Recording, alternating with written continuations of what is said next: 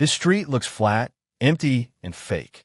Now watch how it turns realistic without adding a single mesh. Hello friends, welcome to the first episode of the series Core Principles of Environmental Realism.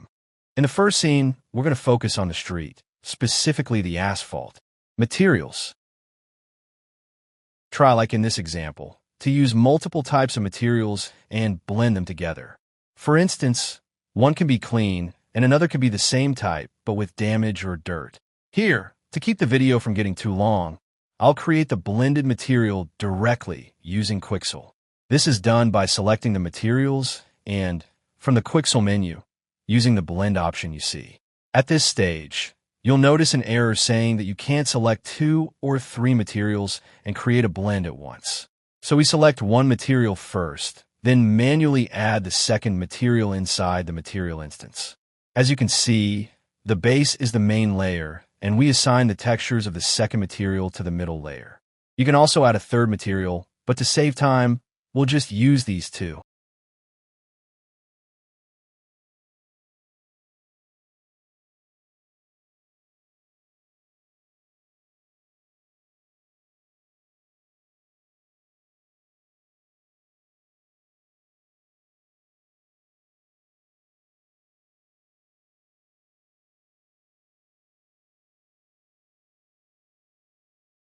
I bring a few buildings into the scene simply to have a better composition and lighting.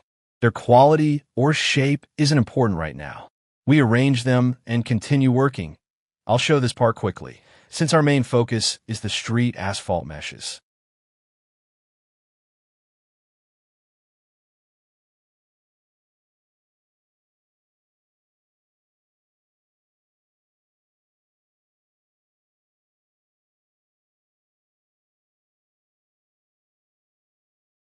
We add 2 simple boxes and stretch them to create sidewalks between the buildings and the street.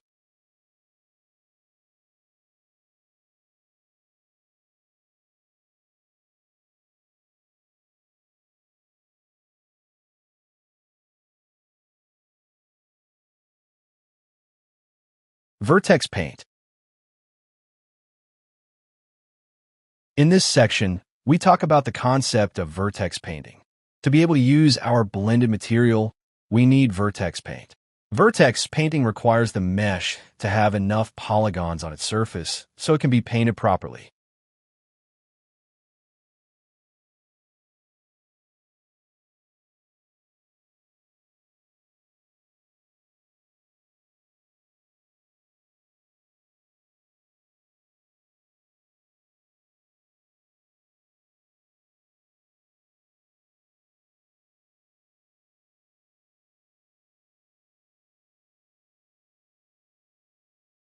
In this example, you can see that if the mesh has no polygons, painting doesn't work well and only affects corners very poorly.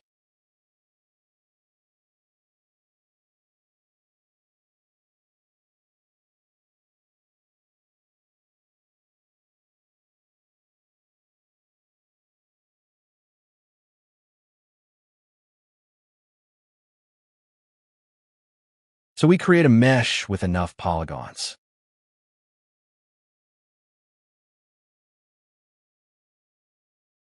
We apply the material, and as you can see, by selecting different paint channels, painting works correctly.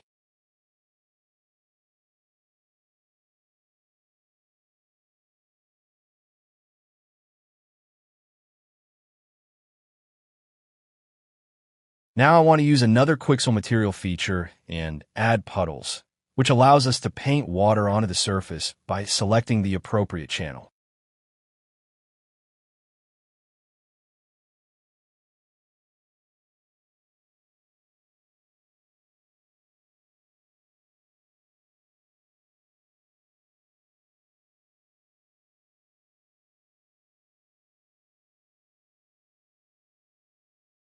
Now that you understand the concept, I create some simple meshes slightly lower than the sidewalk.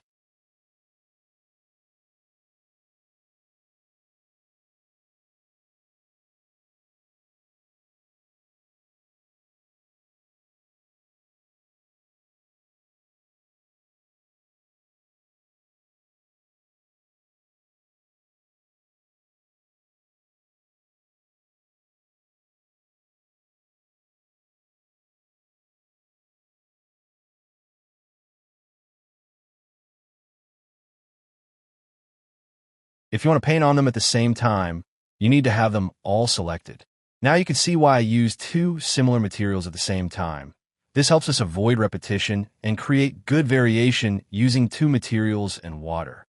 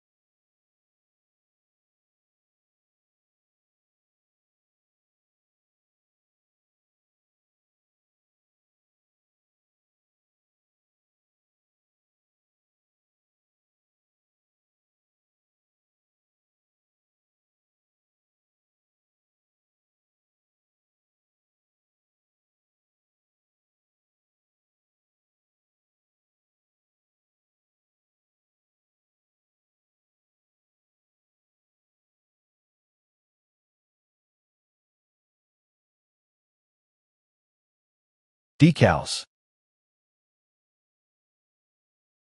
Use decals as much as you can to add variation. Here, I add pedestrian crossing lines, but you can also add text or arrows to make the scene more interesting.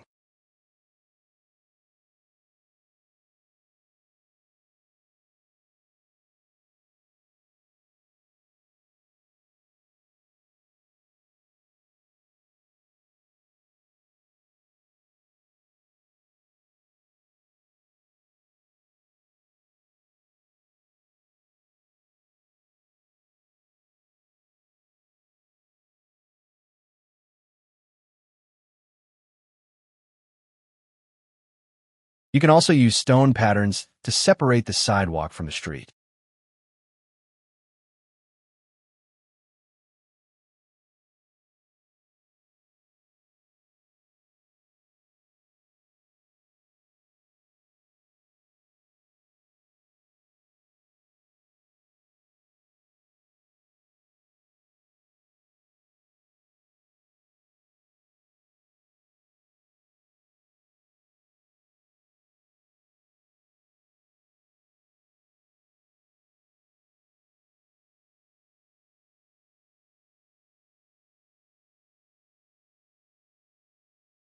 Other street elements include manhole covers and various utility covers.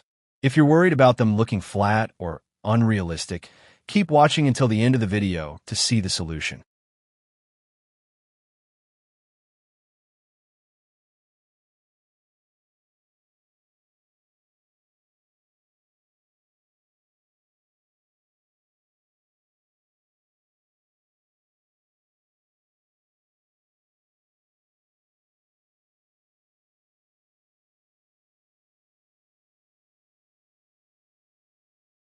I also use asphalt cracks to give the street a more natural feel.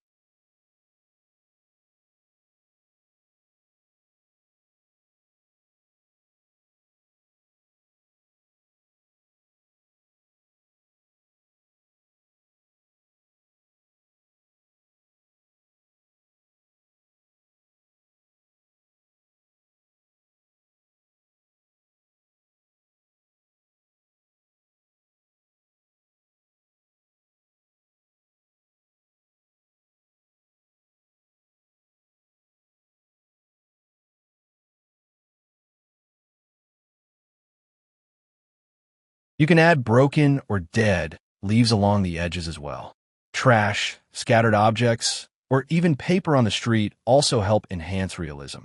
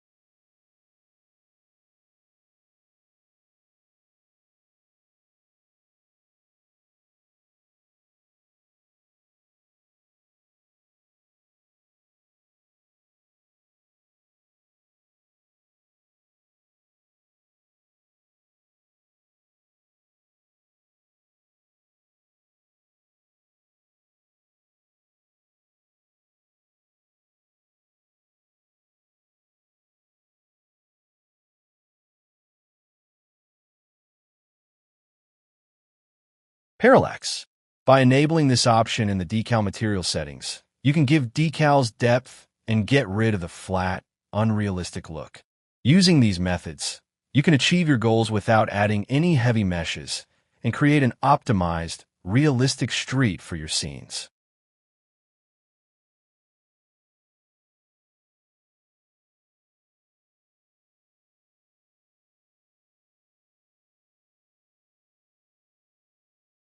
Thanks a lot for watching the video. If you enjoyed it, don't forget to like, share, and subscribe to support the channel. In the next episodes, we'll dive deeper into other important street details and push the realism even further. So stay tuned and make sure you don't miss them.